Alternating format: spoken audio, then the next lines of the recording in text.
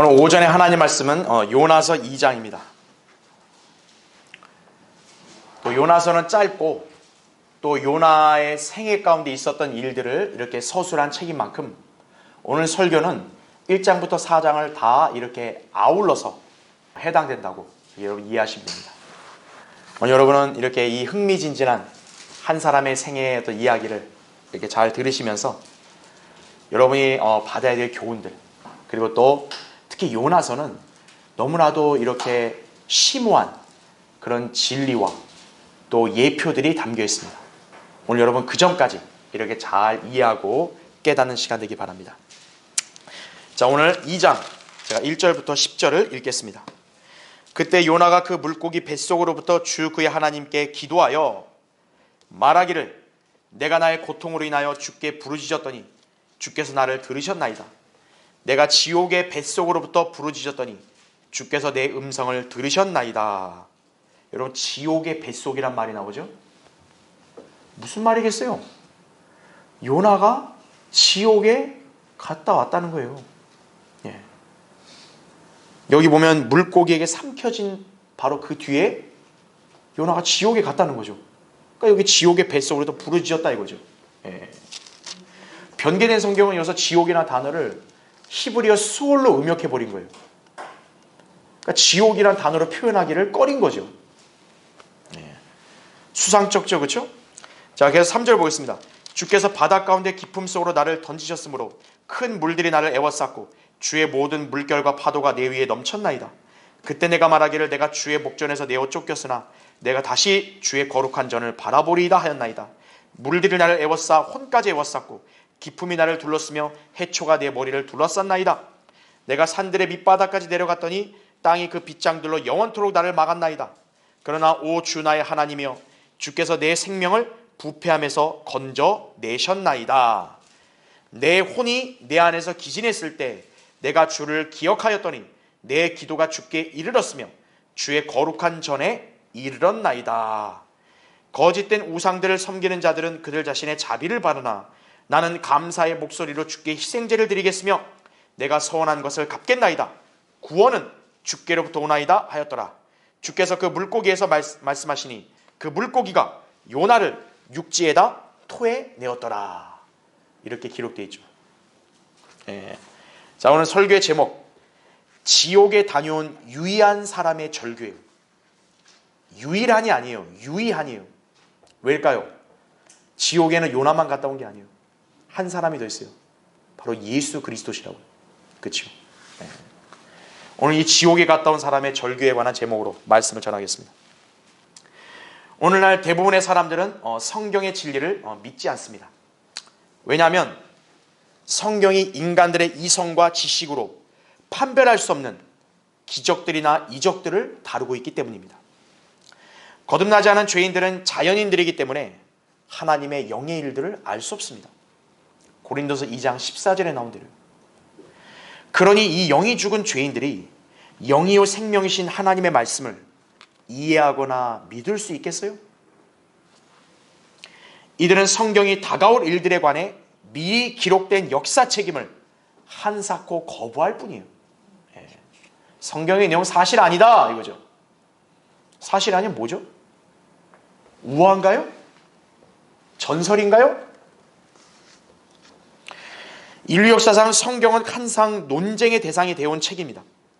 그 중에서도 인간들이 가장 믿을 수 없어서 부정하는 책이 오늘 본문에 있는 요나서예요. 소위 자신이 경건하고 거룩하다고 여기는 학자들이나 또 목사들이 요나의 사건을 실제 역사가 아니라 우화로 취급을 하고 있다 이거죠. 왜냐하면 요나서에 다루는 사건은 도저히 인간의 이성과 과학으로는 이해하기 불가능하다 이거죠. 그러니까 자기가 이해가 안 되면 이거는 사실이 아니다. 그러니까 이렇게 치부해버리는 거예요. 그러나 예수 그리스도께서는 선지자 요나의 사건이 사실임을 확증하셨다 이거예요. 특히나 왜 확증했냐면 바로 예수 그리스도께 일어난 일들에 대한 표적이 요나다 이거예요. 자, 잠깐 볼까요? 여러분 마태복음 12장 한번 보세요. 여러분이 요나서를 읽고 공부하며 이해하려고 할 때는 이 구절을 같이 연계해서 봐야 돼요. 거기 잠깐 껴놓으시고 마태복음 12장 거기 38절부터 40절 잠깐 보겠습니다. 그때 서기관들과 바리새인들 몇 사람이 대답하여 말씀드리기를 선생님 우리는 선생님에게서 표적을 보기 원하나이다 라고 하더라 이거죠. 참 뻔뻔하죠. 그동안 본 표적들이 몇 개인데. 그래서 39절 주님이 이런 말씀하신 거예요. 그러나 주께서 그들에게 대답하여 말씀하시기를 악하고 음란한 세대가 표적을 구하나 자 무슨 표적이요? 선지자 요나의 표적밖에는 줄 표적이 없도다 이거죠. 예. 자 선지자 요나의 표적이 뭐냐 했더니 40절 보세요. 요나가 사흘 낮과 사흘 밤을 어디 있었듯이요? 고래 뱃속에 있었듯이 인자도 그처럼 사흘 낮과 사흘 밤을 어디요? 땅의 심장 속에 있을 것이라. 땅의 심장을 잘 표시해 주세요. 이게 단순한 땅의 무덤이 아니에요. 땅의 가장 중심이 되는 심장. 바로 지옥이다 이거죠. 예. 그러니까 예수 그리스도가 죽으시고 장사되고 지옥에 갔다가 부활하시는 이것이 표적으로 바로 누가 그걸 보여줬다? 요나가 보여줬다는 거예요. 요나의 표적이란 바로 예수 그리스도의 죽음, 장사, 부활을 일컬어서 표현하는 거다 이거죠. 여기서 우리는 선지자 요나가 고래 뱃속에서 죽었음을 알 수 있다는 얘기죠. 어떤 덜 떨어진 사람들은 요나가 안 죽었다고 우기는 거예요. 아니 어떻게 사람이 고래 뱃속에 삼켜졌는데 어떻게 안 죽어요? 죽었다 이거죠 분명히. 그리고 3일 후에 그 뱃속에서 살아나옴으로써 장차 예수 그리스도께서 행하실 부활의 예표가 된 것입니다. 이 점을 소위 똑똑한 채 하는 자들이 알지도 못하고 믿지 못하니까 요나서를 거부하는 거죠. 하지만 예수님이 보증하신 대로 요나서는 실제 있었던 놀라운 역사의 기록입니다.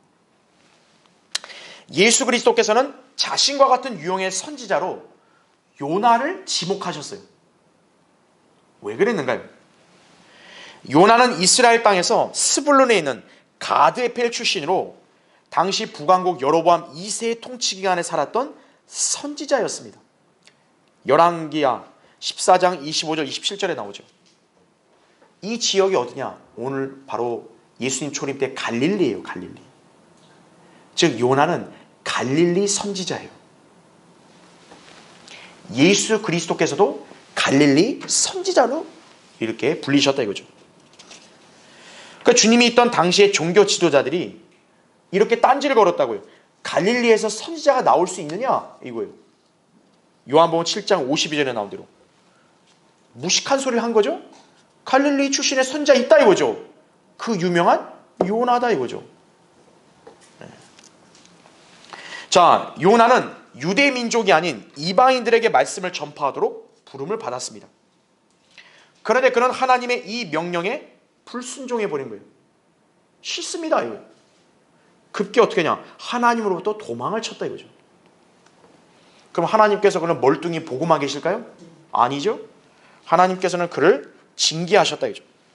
급기야 그는 지옥에까지 떨어지고 말았던 것이다 이거죠.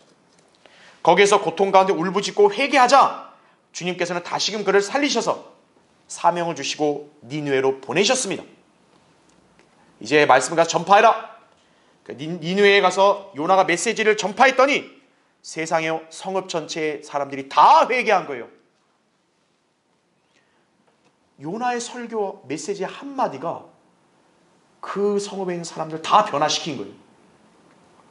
놀라운 역사죠. 그렇죠? 하나님께서는 친히 쓰시고자 계획하신 일꾼을 절대로 포기하지 않으십니다. 그렇다면 그 일꾼은 하나님의 뜻에 순종해야 마땅합니다. 이 시대에 하나님께서 부르신 일꾼은 다름 아닌 우리 그리스도인들입니다. 우리는 자신의 뜻을 고집할 자격이 없어요. 하나님의 뜻에 따라서 우리 모두는 살아야 합니다. 고린도서 5장 15절, 갈라디아서 2장 20절에 나오죠. 하나님께서 설사 우리가 내키지 않아 하는 일을 지시하셨어도요, 우리는 거기에 이의를 제기할 자격이 없어요. 저하고는 안 맞습니다. 전 싫습니다. 그런 말할 자격이 없다 이거죠. 우리는 그 명령에 절대적으로 순종해야 된다 이거죠. 그래야 우리는 인생을 낭비하지 않는 거예요. 요나 보십시오. 시행착오로 그 시간 낭비했죠. 그렇죠? 지질이 고생했죠? 우리는 그런 전철을 밟으면 안 됩니다. 전적으로 주님 뜻에 따르고 순종할 때 우리는 주님께로부터 칭찬과 상을 받을 수 있는 것이다. 그죠? 오늘 우리는 말씀을 통해 선자 요나의 행적을 살펴봄으로써 하나님의 종들이 어떤 행보를 지녀야 할지를 교훈으로 삼아야 합니다. 하나님께서는 불순종하는 요나를 적절하게 다루심으로써 그분의 일을 이루셨습니다. 우린 여기서 하나님께서 원하시는 의도와 생각을 알 수 있다 이거죠. 여러분의 자세는 어때야 됩니까? 제가 왜 그걸 해야 됩니까? 그러면 안 된다 이거죠. 네, 주님, 저는 부족하지만 주님이 명령하셨으면 제가 하겠습니다. 그렇게 순종을 해야 된다 이거죠. 오늘 인류 역사상 지옥에 갔다 온 사람이 절규하고 그가 보인 행적이 오늘 이 자리에 있는 우리 모두가 교훈으로 삼고 경각심을 가져야 된다는 얘기죠. 그렇죠? 그래서 오늘 설교의 주제는 지옥의 고통을 맛본 요나를 하나님께서 어떻게 다루시는가 이거예요. 오늘 그 주제를 한번 살펴보겠습니다. 첫 번째, 하나님의 부르심을 받은 요나는 그분의 면전에서 도망쳤습니다. 오늘 여러분 거기 요나 1장 거기 2절 보세요. 너는 일어나 저 큰 성읍 니느웨로 가서 그 성읍을 외치라. 이는 그들의 죄악이 내 앞에 닿았음이라 하셨으나 요나는 주의 면전에서 타시스로 도망하기 위하여 일어나서 요파로 내려가 타시스로 가는 배를 만났더라. 그래야 그가 주의 면전에서 피하여 그들과 함께 타시스로 가려고 뱃삭스를 지불하고 배에 탔더라. 이렇게 나오죠. 하나님이 명령했어요. 절로 가! 아시래! 그리고 자기 도망가는 거예요. 아예 반대 방향으로 가버린다 이거죠. 하나님께서는 요나에게 니느웨 성읍에 가서 말씀을 전파하라고 임무를 주십니다. 그러나 그의 입장에서는요, 하나님의 이 같은 명령을 도저히 받아들일 수 없었던 거예요.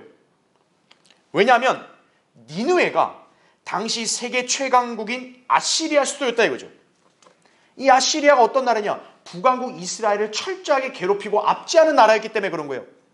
제가 그런 나라에 가서 하나님 말씀을 전하라고요? 저는 도저히 그걸 따를 수 없습니다 이거죠. 하나님께서는 범죄하는 이스라엘을 심판하실 때마다 그 어떤 방법을 취하시냐면 이방 민족들을 주변에서 일으키시는 거예요. 가서 이스라엘 쳐 이거죠. 요나의 조국인 북이스라엘, 말 그대로 패역한 국가였습니다. 그래서 요나는 하나님께서 언젠가 자기 조국을 심판하시기 위해서 아시리아를 사용할 거라고 이미 짐작을 하고 있었던 거예요. 그러니까 요나가 자신의 메시지로 아시리아가 만약 회개하고 하나님 앞에 보실 때 올바르게 딱 이렇게 모습이 갖춰지면 하나님은 아시리아를 바로 치지 않으시겠죠. 그럼 하나님은 이제 그 다음으로 누구 차례를 지목하시겠어요? 이스라엘이죠. 아시리아가 회개했네? 오케이. 아시리아 이제 바로 내 백성 이스라엘 쳐라. 이렇게 하시겠죠. 요나는 그걸 우려한 거예요. 내 조국이 지금 바로 멸망하는 거 나 원치 않는다. 내 메시지로 아시리아 회개해서 아시리아가 나의 조국인 이스라엘 치는 거 나는 도저히 그걸 볼 수 없다 이거예요. 그러니까 어떤 거예요? 요나 입장에서는 내가 메시지 안전하면 아시리아가 또 어차피 죄악이 많으니까 하나님이 여기부터 먼저 멸망시키겠지. 나름대로 그런 생각을 한 거죠. 난 절대 안전하겠다. 도망간 거예요. 어쩌면 요나의 이러한 동기는 인간적인 관점에서 순수했을지 모르지만 하나님의 입장에서는요, 그분의 부르심을 감히 거절한 반역이에요. 하나님께서는 반드시 죄에 대해 엄중하게 심판하시는 공의의 하나님이시지만 인간이 간과하지 말아야 될 건요, 죄에 대한 경고를 듣고 회개하는 사람들에게 하나님은 자비와 용서를 베푸시는 분이에요. 네. 자, 현재 세상은 어떻습니까? 죄악이 만연해 있죠? 하나님께서는 그런 세상에 보내시고자 일꾼들을 부르시고 세우셨습니다. 이들이 바로 오늘날 우리 그리스도인들이에요. 비록 우리 이성과 안목으로 볼 때 도저히 용납되지 않거나 이해할 수 없는 죄인들이랄지라도 우리는 주님의 명령에 따라 회개하라고 외치며 복음을 전파해야 한다 이거죠. 여러분은 세상 죄인들을 하나님과 화해시키라는 사명을 위임받은 그리스도의 대사들임을 알아야 된다 이거죠. 고린도서 5장 20절에도 그러므로 이제 우리는 그리스도를 대신한 대사들로서 하나님께서 우리를 통하여 너희를 권면하신 것 같이 우리도 그리스도를 대신하여 너희에게 간구하노니 너희는 하나님과 화해하라 이거죠. 안 돼요. 쟤들은 멸망해야 돼요. 우리가 감히 단정하면 안 된다 이거죠. 하나님은 우리에게 저들이 멸망하든 안 하든 저들이 죄인이라는 사실을 아신다 이거예요. 우리가 할 일은 저들에게 복음을 전파하라 이거죠. 거기서 좌우로 치우치면 안 된다 이거죠. 요나는 하나님의 의도와 생각을 알지 못한 채 그저 자기 판단에 맞지 않다고 해서 하나님의 사명을 거절해버린 거예요. 그러고는 배를 타고 멀리 떠나게 되면 하나님으로부터 멀어지겠지. 그럼 하나님이 그 뜻을 거두시겠지. 그렇게 착각을 했겠죠. 그렇죠? 그런데 요나에게 묻고자 하는 질문은 이겁니다. 인간이 과연 하나님의 면전에서 어디까지 피해갈 수 있을까 이거예요. 배 타고 도망가면 하나님이 못 찾으실까요? 시편 139편 7절 8절 이렇게 나옵니다. 내가 주의 영으로부터 벗어나 어디로 가며 주의 면전에서 벗어나 어디로 피하리까? 내가 하늘로 올라갈지라도 주께서는 거기 계시며 내가 지옥의 잠자리를 마련한다 하여도 보소서 주께서는 거기 계시나이다 이거죠. 하나님이 안 계신 곳이 어딜까요? 없다 이거죠. 어떤 소녀가 침대에 뛰어 올라가지고 머리를 베개로 감싸고서 이렇게 말했다 그래요. 이제 하나님은 나를 못 보실 거야? 이렇게 말했대요. 또 다른 아이는 방 한가운데 서서요. 눈을 손으로 가린 다음에 아빠 나 볼 수 없지? 나는 숨었거든? 이렇게 말했다 그래요. 여러분이 그런 모습 볼 때 어떤 생각 드세요? 아이고 요거 봐라 깜찍하네 이거죠? 인간이 하나님 앞에 도망간다는 게 그와 똑같은 거예요. 하나님의 면전에서 어떤 인간도 숨을 수 없습니다. 세상 죄인들은 마치 어두운 곳에 숨어서 나쁜 짓을 하면 들키지 않고 사라지겠거니 그렇게 착각을 하죠. 그러나 주님 앞에 드러나지 않을 것은 없다 이거죠. 히브리서 4장 13절에도 만물이 우리가 회개해야 하는 그분의 눈앞에 벌거벗은 채로 명백히 드러나게 되느니라 이렇게 분명하게 적시해 놓으셨다 이거죠. 자, 하나님께서는 도망친 요나를 포기하지 않으시고요. 그가 쉽게 벗어나지 못하도록 환경을 관장하셨습니다. 자, 배를 타고 바다로 항해하죠. 주님께서는 바다에 큰 폭풍을 일게 하시는 거예요. 그가 탄 배가 전혀 항해하지 못하도록 막으셨다 이거죠. 자, 이 광경은 요나가 하나님 명령에 반역하여 자기 뜻대로 가려는 것이 얼마나 거칠고 힘들다는 것인지를 상징하는 것이기도 하다 이거죠. 하나님의 뜻을 벗어나서 자기의 역행을 하잖아요. 그 사람 인생은 평탄한 게 아니에요. 그만큼 험난하다 이거예요. 여러분이 하나님으로부터 멀어지죠? 여러분 인생은 이제 지지리 고생이 예정되어 있는 거예요. 성도들이 주님의 부르심과 뜻에 불순종한다. 거친 세상의 풍파에 저항을 받게 된다 이거죠. 쉽게 나아갈 수 없어요. 따라서 우리는 각자를 향한 하나님의 계획과 뜻을 알고 순종하며 우리는 그대로 따라가는 것이다 이거죠. 요나와 함께 배를 타고 있던 사람들은 도대체 영문을 모르는 거예요. 아니 왜 이런 일이 나에게 펼쳐지냐 이거예요. 당연히 하나님을 믿지 않는 사람들은 모르죠. 그러니까 이들이 할 수 있는 게 뭐냐, 고작 자기 신을 부르는 거예요. 자기가 믿는 신을 불러가지고 이거 좀 제발 이 폭풍을 좀 가라앉게 해달라고. 그게 될 일이 있나요? 아무 일도 안 일어나죠. 결국 이들은 제비 뽑기를 하는 거예요. 야, 이 재앙의 원인이 뭔지 좀 제비를 뽑자 이거예요. 이 배 안에 타고 있는 누군가 문제가 있겠지. 그러면서 이들이 제비를 뽑은 거예요. 그런데 공교롭게 그 제비가 하필 누구에게 떨어졌냐? 요나에게 떨어진 거예요. 이게 어찌된 일일까요? 잠언 16장 33절에 따르면 제비는 마음대로 뽑으나 그 일의 결과는 죽게 있다고 말씀하는 거예요. 하나님은 무지한 이방인들을 하금 알게 하신 거예요. 이 일이 일어난 원인은 그 배에 타고 있는 요나 때문이다 이거예요. 요나는 더 이상 자신이 도피할 수 없음을 알았어요. 그럼 어떻게 해야 될까요? 제가 포기하겠습니다. 제가 하나님 시킨 대로 하겠습니다. 이게 아니라 뱃사람들에게 나를 바다에다 던져버려, 이거죠. 내가 죽으면 죽었지 난 여기서 물러나지 않겠다 이거죠. 12절에 나온 대로 이 모든 재앙의 원인이 자신임을 시인하고 마침내 뭡니까? 하나님의 뜻에 순종하겠습니다가 아니라 차라리 나 죽겠습니다. 그러면서 내가 이 사람들을 구해주겠습니다, 이거죠. 여러분, 그게 하나님 보실 때 올바르고 의로운 일일까요? 그는 설사 죽는다고 할지라도 하나님께서 주신 사명을 나는 절대 수행하지 않겠다, 이런 완고한 자세를 유지했을 거예요. 결국 뱃사람들은 요나를 던져서 바다에다가 빠뜨렸다 이거죠. 그랬더니 어때요? 폭풍이 잠잠해진 거예요. 그게 1장에 나온 내용이에요. 네. 자, 그러면 하나님께서 그분의 세운 계획을 포기하실까요?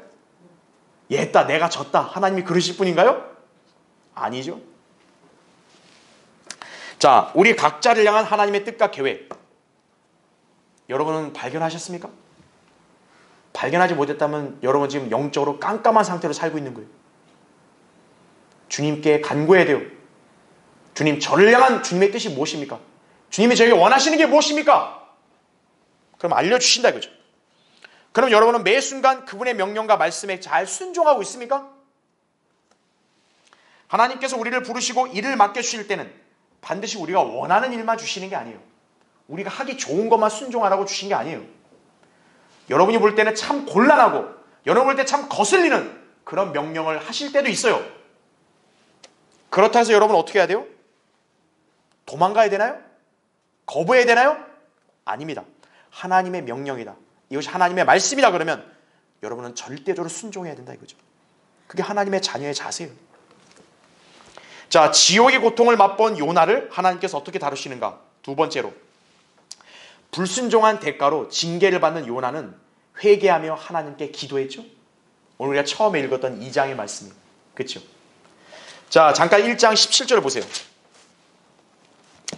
그때 주께서는 요나를 삼킬 큰 물고기를 예비하셨으니, 이렇게 나오죠. 요나가 그 물고기 배에서 자 얼마까지 있었다고 나와요? 3일 낮과 3일 밤. 여러분 이 표현 많이 봤죠? 아까 우리 예수님도 땅의 심장에 3일 낮과 3일 밤이 있을 거라고 그러죠. 그 일의 표적이 지금 요나에게 나타나는 거예요. 자, 하나님께서는 자신의 부르심을 거절하고 그분의 사명을 이행하지 않는 요나를 바다에 던지셔서 큰 물고기에 삼켜 죽게 하셨고 그의 혼을 지옥에까지 내려가게 하셨습니다. 불순종한 선지자에게 내려진 하나님의 가혹한 징계였습니다. 그렇죠? 이때 요나를 삼킨 이 큰 물고기의 정체는 뭘까요? 고래라고 예수 그리스도께서 친히 말씀해 주셨습니다. 요나는 예수님의 죽으심과 장사되심과 부활을 나타내는 표적으로서 고래 뱃속에서 죽었고 3일 후에는 다시 살아났던 것입니다. 그런데 오늘날 소위 학자들이나 신학자들, 성경 주석가들, 목사들은 다양한 이유를 들면서 이 진리를 거부하고 있습니다. 이들은 요나가 실제로 죽은 게 아니라 꿈을 꾼 것이라고 그렇게 해석하는 거예요. 이게 지금 꿈에서의 내용인가요? 그리고 의식불명의 상태였다, 또 이런 주장을 하는 거예요. 요나가 고래배에서 죽었다는 사실을 도저히 받아들일 수 없다 이거예요. 요나서는 실제 역사책이 아니다, 신화다, 우화다 이렇게 취급하는 거죠. 그런가 하면 이들은 예수님께서 요나를 삼킨 큰 물고기를 고래라고 하신 것을 트집을 잡는 거예요. 그래서 이거 잘못된 거다 이거예요. 왜 그러냐? 고래는 포유류지 어류에 속하지 않는다, 이게 학자들의 주장인 거죠. 실제로 과학계에서도 어때요? 고래는 포유류로 분류되는 동물이죠. 어류로 이렇게 분류되진 않아요. 그러니까 어떤 사람들은 여기서 이 큰 물고기를 고래가 아니라 상어라고 얘기하는 사람도 있는 거예요. 아, 요나는 사실 상어에게 삼켜진 거다. 아, 요나서는 너무나 비과학적인 책이다. 아, 인간이 자기 이성으로 이해가 안 되면 진리가 아닌 건가요? 자, 우리는 성경의 근거를 들어서 이것을 믿는 거죠. 자, 성경은 고래를 큰 물고기에 속하는 것으로 이렇게 기록을 했다 이거죠. 자, 창세기 1장 21절에 보면 모든 물들의 생물과 큰 고래들을 따로 열고해 놓았습니다. 즉 하나님께서는 물속에 사는 포유류와 물고기들을 구분하신 것이, 생물학에서는 고래를 포유동물로 분류하지만 하나님께서는 그들을 물고기와 같은 반열에 놓은 거예요. 그러니까 여러분이 알아야 될 게 뭐냐면, 생물학계에서는 포유류와 어류를 사실 구분하지만 사실은 뭡니까? 성경적으로 보면은 고래는 하나님이 다섯째 날에 물고기를 창조했잖아요. 그날에 창조가 됐다고요. 어류를 포함시키는 거예요. 따라서 요나서에 나온 물고기가 고래가 될 수 없다고는 학자들의 주장은 그냥 깡그리 무시해도 되는 거예요. 네. 여러분, 과학이 우위입니까? 성경이 우위입니까? 성경이 우위죠. 성경에서 물고기와 고래를 같이 열거해 놨으면은 고래가 물고기로 지칭되는 거에 대해서 우리가 그걸 딴지 걸면 안 된다는 거예요. 우리는 과학의 근거를 중요시하는 사람 아니에요. 성경의 근거를 중요시하는 사람이죠. 자, 그리고 어떤 사람들은 야, 고래가 인간을 삼킬 수 없다고 이렇게 주장하는 사람이 있다 이거예요. 실제 고래 전문가들에 따르면 고래들이 인간들을 삼킬 수 있는 여지를 충분히 발견할 수 있다고 합니다. 리노딘 티피쿠스에 따르면 고대의 상어 안에서요 2m가량 되는 사람의 뼈가 발견되었다는 그런 또 이게 조사 결과가 이렇게 전해지고요. 또 고래 전문가인 찰스 벨 에머슨에 따르면요, 이 흰 긴 수염 고래가 길이가 30m에 무게가 147톤이 나가고 몸속에 공기가 있을 수 있는 공간이 25,000제곱미터나 된다고 한다 이거죠. 여러분, 이런 고래 안에 사람이 삼켜지는 거 가능하잖아요. 그렇죠? 1881년 8월 25일 제임스 바트렛이라고 하는 조타수가 포경선에서 죽은 고래의 위를 잘라내었었어요. 근데 거기에는 비록 창백한 상태였지만 사람의 시체가 그대로 있는 것을 발견했다고 그렇게 증언했다 이거죠. 고래가 사람을 못 삼킨다? 아니다 이거죠. 실제 어떤 역사적인 용례를 본다면 고래가 사람을 삼킨 그런 예들이 있다는 거죠. 여기서 다 증명해 주잖아요. 과학적으로도 인간이 고래 안에 들어갈 가능성은 충분하다 이거죠. 그런데 그냥 어떻게든 그냥 트집을 잡는 거예요. 아, 요나 이건 실제 역사가 아니라고. 비과학적이다 이거예요. 수많은 과학적인 어떤 신뢰들로 다 입증될 수 있다 이거죠. 고래가 굳이 이만해야 될 이유가 있어요? 아니죠. 큰 물고기다 이거죠. 사람을 삼키기도 충분한 그런 크기였다 이거죠. 자, 요나는 단순히 고래 뱃속에서만 죽은 게 아니라 그의 혼은 지옥에까지 내려갔습니다. 본문에서 요나는 자신이 지옥의 뱃속으로부터 고통 가운데 부르짖었다고 고백을 하고 있죠. 2장 2절에. 그렇죠? 또 요나의 혼은 고래가 그를 삼키자 기진하고 말았고 그때 주를 기억하였다고 2장 7절에 말하고 있다 이거죠. 하나님께서는 그의 기도에 응답하셔서 다시 부활하게 된 것이, 이때 요나는 하나님께서 자신을 살려주시고 지옥의 고통에서 건져내 주시면 자기가 부르심에 순종하겠다고 서원을 한 거예요. 그래서 어때요? 하나님이 그 서원을 듣고 요나를 다시 살려주신 거예요. 고래 뱃속에서 나오게 하신 거란 얘기죠. 자, 그가 비로소 어때요? 고집을 꺾었던 거죠. 아까 요나 어땠어요? 자기를 아예 바다에 던져 죽는 한이 있어도 나는 고집 안 꺾겠다 했는데 지옥에 한번 고통을 맛보니까 어떤 거예요? 아, 주님, 나 괴롭습니다. 나 살려주십시오. 하나님이 하도 고집을 부리니까 죽는 것도 무서워하지 않으니까 지옥의 고통까지 한번 맛을 보게 한 거죠. 자, 아까 제가 설명드린 대로 변개된 성경들은 요나가 고백한 이 지옥의 뱃속을 스올이라고 변개를 시킨 거예요. 스올은 히브리어로 지옥을 뜻합니다. 자, 문자 그대로 지옥이라는 단어가 버젓이 있는데 왜 그걸 번역을 하지 않고 히브리어를 단어를 그냥 음역해놨냐 이거예요. 사람들이 지옥이라는 것을 듣기를 이렇게 약간 껄끄러워하는 거 아니냐 이거죠. 성경 변계자들과 학자들은 요나가 지옥에 갔다는 사실이 아주 아주 이게 못마땅한 거죠. 요나는 예수 그리스도를 제외하고 유일하게 죽어서 지옥에 갔다가 부활한 그런 사람이다 이거죠. 장차 예수 그리스도께서 인류의 죄를 위해서 십자가에서 죽으시고 장사되신 동시에 지옥에 다녀오신 다음 부활하실 것에 대한 모형이었다는 거죠, 요나가. 그렇게 예수 그리스도께서는 선지자 요나의 표적을 이행하시겠다고 말씀하신 이유가 바로 여기에 있는 것입니다. 하나님께 불순종하며 고집을 피운 일꾼이 지옥의 고통을 맛보자 정신을 차리고 하나님 뜻에 순종하게 되었습니다. 어느 누구도 감히 하나님의 뜻을 거역할 수 있는 성도는 없습니다. 오히려 하나님의 뜻을 거스르면 그 사람만 고생할 뿐이에요.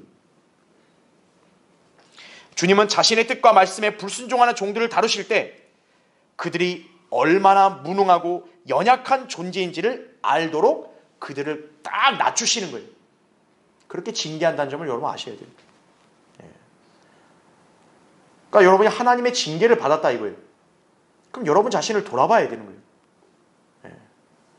내가 나도 모르게 은연중에 하나님 앞에서 내 자신을 좀 뭔가 높인 것이 없는가 이거예요. 내가 하나님의 뜻에 권위에 순종하지 않고 나의 고집을 그렇게 부리지 않았는가 이거죠. 그거를 돌아봐야 된다 이거죠. 시행착오를 겪고 싶지 않으면요, 자신의 명철과 지혜를 버리고 겸손함으로 하나님을 신뢰하며 그분의 뜻을 따라야 합니다. 하나님의 부르심과 말씀에는요, 어떤 형태의 모순이나 불완전함이 없다 이거죠. 잠언 3장 5절 6절에 나온 말씀이 이거죠. 내 마음을 다하여 주를 신뢰하고 내 자신의 명철을 의지하지 말라. 내 모든 길들에서 그를 인정하라. 그리하면 그가 내 길들을 지도하시리라 이거죠.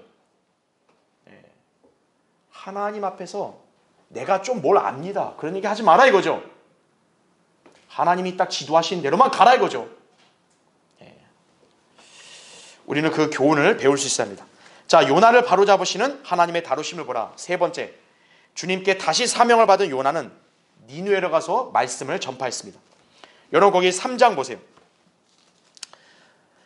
1절부터 보면 주의 말씀이 요나에게 두 번째 임하여 말씀하시기를 일어나 저 큰 성읍 니느웨로 가서 내가 내게 명하여 전파라고 하는 것을 그 성읍에 전파라 하시니 요나가 일어나서 주의 말씀에 따라 니느웨로 가니라. 그때 니느웨는 3일길이나 되는 심히 큰 성읍이었더라. 요나가 그 성읍에 들어가 하루길을 시작하고 그가 부르짖어 말하기를 40일이 지나면 니느웨가 무너지리라 하였더라. 이렇게 나오죠. 여러분 이 메시지 중에 뭐 대단히 심오한 거 있어요? 없죠. 여러분 여기 니느웨로 가는 길이 이렇게 3절에 보면 3일길이나 된다 그랬죠. 근데 4절에 보니까 요나가 하루길을 시작했다 그랬죠. 이게 뭡니까? 요나가 굉장히 서두른 거예요. 그러니까 요나가 이제 이 명령에 순종하긴 하겠지만 마음으로는 여전히 어떤 거예요? 별로 마음에 들지 않는 거예요. 그러니까 얼른 빨리빨리 가서 빨리빨리 전하자 이거죠. 40일이 지나면 니네 다 죽는다. 끝이에요. 그런데 이게 웬일입니까? 그 메시지 하나를 듣고 니느웨 성읍 전체가 하나님을 믿고 금식을 선포하며 굵은 베옷을 입는 거예요. 심지어 뭡니까? 짐승까지도 회개하는 거예요. 그들은 하나님과 그분의 말씀을 믿었던 것입니다. 여러분 이런 부흥을 인류 역사에서 본 적 있어요? 요나가 설교를 길게 했을까요? 막 장황하게? 이 당시 인구가 적어도 36만 명 정도 되는 그런 성읍 전체라 볼 수 있는데 즉각 다 회개하고 변화되는 위대한 능력의 역사가 아닐 수 없다 이거죠. 여러분 그 성읍, 오늘날 따지면 도시 전체 수십만 되는 사람들을 여러분 한 번에 변화시킨 그런 역사를 한 부흥사가 있었나요? 요나는 대단한 선지자예요 사실은. 우리가 볼 때 요나는 그냥 불순종하는 말 안 듣는 그냥 이런 사람으로 여기지만 요나는 대단한 능력을 가진 사람이에요. 자, 보통의 선지자라면 이런 역사를 목도했을 때 어떻게 했어요? 흥분하고 막 열광하고 하나님께 감사해야죠, 그렇죠? 그런데 요나는 오히려 이게 괴로운 거예요. 가뜩이나 원수인 적국에게 설교하는 것도 싫었던 찰나에 자기가 설교한 걸로 그들이 다 회개하고 올바로 변화되었다는 사실이 더욱 견딜 수 없는 거예요. 참 굉장히 기형적인 선지자죠. 그렇죠? 네. 아니 자기 설교로 사람들이 회개하고 구원받으면 좋아야 되는데 싫어하는 거예요. 왜 구원받았냐? 요나는 하나님께서 사람들을 구원해 주시는 것보다 그들을 심판하시는 거에 더 관심이 있는 거예요. 쟤들이 왜 구원받아? 쟤들 다 죽어야지 그냥. 아 이런 선지자가 어디 있어요? 그 요나가 참 흥미로운 선지자예요. 실제로 그의 메시지 자체는 대단한 내용이 있는 것도 아니었다 이거죠. 한마디였어요. 니느웨는 40일이 지나면 무너진다. 한마디로 니들은 끝장이다 이거죠. 그러나 그러한 짧은 메시지가 성읍 전체를 각성시켰다 이거죠. 여러분 하나님의 능력은 어디서 나올까요? 말에 있는 게 아니에요. 말을 거창하고 막 유창하게 한다 해서 하나님의 능력이 나타나는 게 아니에요. 어눌할 수도 있고 너무나도 잘하는 짧고 간결한 메시지를 할지라도요. 하나님의 말씀이면 그 자체로 능력이 있는 거예요. 고린도전서 4장 20절에 나온 말씀은 그거라 이거죠. 자, 요나는 이제 어떻게 하냐? 하나님께 죽기를 또 간청하는 거예요. 나 그냥 죽여주십시오. 나 이런 걸 도저히 못 보겠습니다. 아니 회개한 지 얼마나 되었다고 또 반역을 하는 거예요? 이 인간의 연약한 심성을 아주 엿볼 수 있다 이거죠. 또한 요나는 4장에 보면요. 여러분 거기 4장 펴져 있으면요. 1절에 보세요. 그러나 그 일이 요나를 심히 불쾌하게 하였으니 요나가 매우 노하였더라 이거죠. 하나님 앞에서 분노를 하는 거예요. 그래서 막 따지는 거예요. 하나님 앞에서. 내가 이렇게 될 거라고 내가 그랬잖아요. 그랬더니 보세요. 거기 4절. 그때 주께서 말씀하시기를 내가 성내는 것이 잘하는 것이냐? 하시더라 이거죠. 그래야 요나가 그 성읍 밖으로 나가서 성읍 동편에 앉아 거기서 움막을 짓고 그 그늘 아래 그늘에 앉았으니 그 성읍이 어떻게 될 것인지 보려 함이었더라 이거죠. 그러니까 요나는 뭐냐면 회개는 했대. 한번 지켜보는 거예요. 그래 여러분들 니들이 과연 잘 될지 안 될지 보자 이거죠. 자 근데 하나님께서도요 이런 요나를 갖다가 이렇게 다루시는 거 보면 참 재밌어요. 거기 6절 보세요. 그때 주 하나님께서 박농쿨을 예비하사 요나 위로 올라가게 하셨으니 이는 그의 머리 위에 그늘이 지게 하여 그의 슬픔에서 그를 구해내시려 함이었더라. 그러므로 요나가 그 박농쿨로 인하여 심히 기뻐하였더라 이거죠. 아 더워서 고통스러운데 하나님이 더위를 가리게 해줬다. 근데 7절 보세요. 그러나 그 다음날 아침에는 하나님께서 벌레 한 마리를 예비하시어 그 박농쿨을 상하게 하시니 그것이 시들었더라. 해가 솟아오르자 하나님께서 몹시 뜨거운 동풍을 예비하시고 해가 요나의 머리를 쬐니 요나가 기진하여 스스로 죽기를 바라며 말하기를 사는 것보다 죽는 것이 내가 더 낫겠나이다 하였더라. 하나님께서 요나에게 말씀하시기를 내가 그 박농쿨로 인하여 화를 내는 것이 잘하는 것이냐 하시니 그가 말하기를 내가 죽는다 할지라도 성내는 것이 잘하는 일이옵니다 하였더라 이거죠. 야 하나님 앞에 이렇게 대드는 인간 봤어요? 네? 아 내가 죽어도 그냥 내가 이렇게 화내는 게 잘하는 거예요 이거죠. 자 여러분 보십시오. 하나님께서 결국 왜 이렇게 하셨는가 이거예요. 그렇죠? 네. 지금 요나의 자세는 하나님의 사람으로서 볼 때 합당하지는 않은 거예요. 아무리 자기가 믿고 왼수 같은 인간이어도 그 사람 회개하고 하나님 믿겠다 그러면 기뻐해야 되는 거예요. 그게 하나님의 사람의 자세예요. 근데 요나는 그걸 도저히 못 받아들인 거예요. 너 두고 보자 너는 반드시 멸망해야 돼. 내가 얘기했으니까. 근데 하나님이 그런 요나를 어떻게 바꾸시려고 하냐. 요나가 덥잖아요. 막 햇빛을 내리치게 하는 거예요. 얼마나 덥겠어요. 하나님이 딱 은혜를 베푸셔서 너 덥지? 딱 박농쿨을 보내주시는 거예요.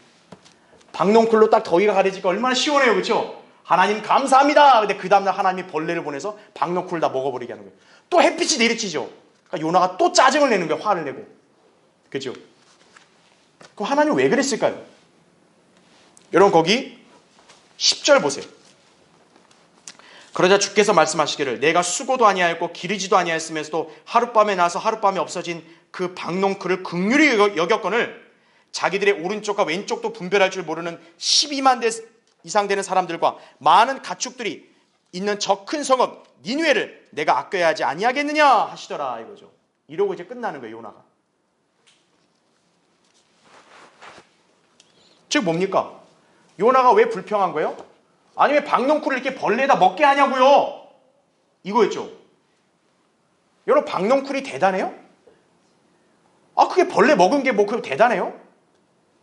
하나님 바로 그 점을 빗대서 뭡니까? 야 너는 이렇게 하찮은 것도 그렇게 소중히 여기는데 하물며 저 수십만 명 되는 저런 사람들을 내가 멸망하도록 내버려 둬야겠냐? 이거죠. 이게 하나님의 마음이라는 걸 아셔야 돼요. 자, 우리 그리스도인들도 하나님의 은혜로 구원받는다는 것과 진리의 지식을 깨닫게 하여 주님을 섬기게 하신 은총을 망각할 때가 자주 있습니다. 우리는 항상 하나님의 전적인 은혜로 자신이 이렇게 변화되고 진리 안에서 복된 삶을 살고 있음을 우리 모두가 명심해야 되는 거예요. 내가 잘나서 그런 거 아니에요. 특히 우리는 다른 사람들의 외모나 조건이나 신앙 이력만 가지고 그들을 멸시하면서 자기 우월감에 빠진 채 복음과 진리를 전하는 일을 소홀히 하면 안 된다 이거죠. 주님은 모든 사람이 그분을 믿고 구원받기를 원하십니다. 그리고 구원받은 사람 모두가 진리의 지식에 이르러서 우리처럼 성경대로 믿는 사람들이 되기를 원하시는 거예요. 이를 위해 주님께서는 성경대로 믿는 지역교회를 세우시고 그 지역의 복음 전파의 사명으로 우리를 모두를 부르셨음을 알아야 된다 이거죠. 저 사람들을 구원받지 않아서 그건 다 지옥에 가야 될 인간이야. 우리가 그걸 단정할 수 있는 그런 권한이 없어요. 우리가 그들보다 잘나서 우리가 구원받고 이렇게 진리 안에서 복된 삶 사나요? 아니라는 거죠. 주님의 은혜다 이거죠. 주님이 우리에게 그 은혜를 주신 것은 네가 그 은혜를 받은 만큼 다른 사람들에게 그걸 그대로 전하라 이거죠. 여러분은 하나님의 일을 부지런히 행해야 된다 이거죠. 요한복음 6장 29절에 하나님의 일이 뭐냐 했더니 그분이 보내신 일을 너희가 믿는 것이라 이거죠. 하나님이 보내신 분이 누구예요? 예수 그리스도. 예수 그리스도를 믿는 게 하나님의 일이에요. 복음 전파라 이거죠. 요나는 자신의 백성들만 사랑하고 그분의 백성들만이 하나님을 믿어야 하는 것으로 여겼던 거예요. 오직 이스라엘만 하나님의 복을 받아야 돼 이거예요. 그는 자기 유익에 관련된 것은 모두 주님께로부터 온 것이고 자기에게 해로운 것은 모두 마귀에게서 온 것으로 그렇게 판단한 것과 흡사하다 이거죠. 그러니까 그 박넝쿨을 귀히 여긴 반면에 앞뒤도 분간 못하는 이 수십만 명 되는 이 어린 니느웨 사람들에 대해서는 관심을 두지 않은 것이다 이거죠. 하나님께서는 비록 자신의 백성 이스라엘과 적대 관계에 있는 니느웨라 할지라도 하나님은 그들을 진멸시키는 걸 원하시는 게 아니라 회개하기를 원하시는 거예요. 오해하시면 안 된다 이거죠. 에스겔 33장 11절에 이런 말씀이 있죠. 주 하나님이 말하노라 내가 살아있는 한 내가 악인의 죽음을 기뻐하지 아니하고 악인이 그의 길에서 돌이켜서 사는 것을 기뻐하노니 너희는 돌이키라. 너희는 너희 악한 길에서 돌이키라. 오 이스라엘아 너희가 어찌하여 죽으려고 하느냐 이거예요. 이게 하나님이 죄인들을 바라보는 심정이에요. 왜 멸망하러 하느냐 이거예요. 그럼 우리도 그런 마음을 가져야 되는 거예요. 저 구원받지 않고 멸망을 한 죄인들을 향해서 우리도 그런 마음가짐을 갖고 그들에게 주님을 증거해야 되는 거예요.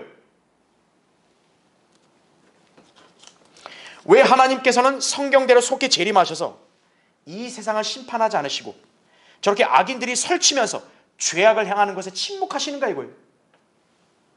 특히 우리는 자금에 지금 이 나라를 보면 그렇죠. 더더욱 저런 작자들은 당장 하나님이 쓸어보셔야 되는데 왜 하나님 침묵하십니까? 이거예요. 그 답은 베드로서 3장 9절에 나와요. 주의 약속은 어떤 사람들이 더디다고 생각하는 것 같이 더딘 것이 아니라 오직 우리에 대하여 오래 참으시어 아무도 멸망하지 않고 다 회개에 이르게 하려 하심이라 이거죠. 성경의 예언이 왜 더디 성취가 되냐? 하나님이 기다리시는 거예요. 누구도 이 일을 제기하거나 여기에 불복해서 안 됩니다. 우리도 주님의 뜻에 따라서 인내하여 복음 불신자들과 원수들이 회개하고 구원받을 수 있도록 기도하고 그들에게 복음을 전하여 진리로 인도하려고 애를 써야 한다 이거죠. 이것이 하나님께서 우리 교회를 세우시고 우리 각자를 그리스도의 대사로 부르셨음을 잘 알아야 합니다. 여러분, 우리는 주 예수 그리스도의 본을 받아 그분의 발자취를 따라가야 됩니다. 자, 요나 어때요? 위대한 부흥을 이룬 선지자예요. 그렇죠? 그런데 어떻습니까? 예수님이 그러죠. 요나보다 더 위대한 이가 여기 있다 이거죠. 요나보다 더 위대한 분이 누구예요? 예수 그리스도라고요. 자신의 생각과 판단으로 하나님의 명령에 불순종하지 않았는지 돌아봐야 된다 이거죠. 요나보다 더 위대한 이이신 그분이 우리를 구원해 주셨다 이거죠. 그분이 우리에게 명령하셨다 이거예요. 그럼 우리는 군소리하지 말고 거기를 따라가야 된다 이거죠. 그렇죠? 자, 결론을 맺겠습니다. 한 번은 D.L. 무디가 영국에 갔을 때요, 해리 무어 하우스라는 소년을 만나게 되었습니다. 그 소년은 무디에게 교회에서 설교할 기회를 달라고 했어요. 그러나 무디가 볼 때는 이 소년이 너무 어려요. 그래서 예의상 야, 시카고로 오게 되면 한번 들러주게 이렇게 말했다고 합니다. 그런데 그 후에 얼마 지나지 않아서 이 소년이 시카고의 무디를 또 찾아와요. 그 자신에게 설교할 기회를 달라고 재차 요청을 합니다. 당시 무디의 그 교회에서는요, 직원들이 반대한 거죠. 아, 이렇게 새파랗게 어린애가 무슨 설교냐고요. 근데 무디는 그의 정성을 생각해서 한번 할 수 있도록 배려하고 그동안 자신은 3일 동안 전도여행을 갔다 오겠다 이렇게 얘기를 했다고 그래요. 자, 그런데요, 전도여행을 마치고 무디가 시카고에 돌아왔을 때요, 무디는 그의 설교, 이 어린 소년의 설교를 어떻게 했는지 궁금해가지고 자기 부인과 직원들에게 물었다고 그래요. 그런데 뭐라고 하는지 아세요? 이들이 이 소년의 설교에 엄청난 감명을 받았다는 거예요. 그러니까 무디는 매우 놀랐다 이거죠. 자신도 듣고 싶어서 다시 그에게 설교하게 했다 이거죠. 자, 무디도 직접적으로 그의 설교를 들었어요. 감동의 눈물을 흘렸다 이거죠. 그러면서 무디가 고백하기를, 저 애가 어린 소년인데 저 소년으로부터 나는 많은 것을 배웠다고 이렇게 나왔다 이거죠. 여러분, 이걸 통해 우리가 뭘 볼 수 있습니까? 하나님의 말씀의 능력은 인간의 외모나 조건에 제한받지 않는다는 거예요. 하나님께서는 요나로 하여금 그의 잘못된 생각과 마음을 논리적으로 자상하게 말씀하심으로써 바로잡아 주십니다. 이제 요나는 더 이상 하나님 앞에서 항변할 수 없어요. 이것이 하나님께서 일꾼들을 세우시고 사역을 위탁하시는 그분의 의도이십니다. 우리가 이 진리를 알았다면 더 이상 주님께서 각자에게 주신 사명과 그분의 말씀과 하나님의 뜻에 대해서 그렇게 따지는 어리석은 자가 되어서는 안 됩니다. 하나님의 의로우심과 자비와 선하심을 알고 이 사실을 전해야 한다 이거죠. 자, 지옥에 가서 쓰라린 고통을 맛본 이 선지자, 주님께로부터 깨진 박넝쿨로 깨달음을 얻은 일꾼 요나. 여러분, 이 요나가 지금 이 시대에 살고 있는 우리에게 무슨 말을 하고 싶겠어요? 주님께서 그 행적을 성경으로 이렇게 기록해서 우리에게 주신 의도가 무엇이겠습니까? 예수 그리스도께서 하신 말씀에 따라 요나서는 진리라는 사실이, 주님께서 실제로 지옥에 다녀오신 일, 그리고 하나님의 부르심에 불순종하지 말고 전적으로 따라야 한다는 교훈을 우리에게 가르쳐 주신 거 아니겠어요? 그렇죠? 이러한 진리를 강릉을 위시한 이 영동 지역에 사는 사람들에게 전하도록 하나님께서 우리 교회를 세우셨음을 알아야 합니다. 여러분은 이제 하나님께서 여러분에게 주신 사명에 순종해야겠죠? 요나처럼 도망치려고 하는 어리석음으로 인생을 낭비하지 마십시오. 주님께서 여러분을 향한 뜻이 무엇인지 즉각 순종해야 돼요. 항상 주님을 증거하려고 애를 쓰고 그분을 섬기는 신앙생활에 충실해야 돼요. 그래야 우리 모두가 인생을 하나님 안에서 진귀하게 살아야 되죠. 주님 안에서 주님을 영화롭게 해드리는 그런 생애로 여러분이 모두 평가받으셔야겠죠. 그렇죠? 그게 오늘 지옥에 갔다 온 선지자의 행적으로 우리에게 일깨워주는 교훈이라는 점을 아셔야 됩니다. 자, 기도하겠습니다.